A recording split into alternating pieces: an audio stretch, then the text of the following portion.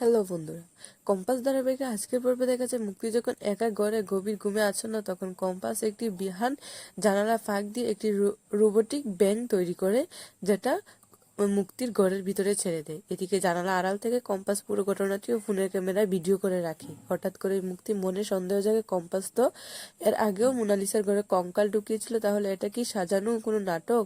সেভাবে হয়তো বিহান কম্পাস কাছ থেকে এই বুদ্ধি শিখেছে, তাকে ভয় দেখাচ্ছে। তাই ভয় পেয়েও চালাকি করে খাট থেকে না নেমে বরং খাটি বসে চিৎকার করতে থাকে। চিৎকার শুনে সেনাপতি ও অখিলেশ, ঋতুজার সহ সবাই ঘরে ছুটে আসে। মুক্তি নাটক করে বলে তার গায়ের উপর ব্যাঙটি উঠেছিল, কিন্তু হাত পায়ে ব্যথার কারণে সে নড়তে পারেনি। এদিকে বিহান ও কম্পাস যেখানে হাজির হয়, কম্পাস মজা করে বলে, ম্যাডাম কি হয়েছে, এত চিৎকার করছেন কেন? কোনো ইমার্জেন্সি নাকি? মুক্তি বিরক্ত হয়ে বলে, দূর, এসব কি বলছো? আমি নাকি ব্যাঙ দেখে ভয় পেয়েছি? সেনাপতি পুরো গড় কোথাও ব্যাঙ খুঁজে পাচ্ছে না।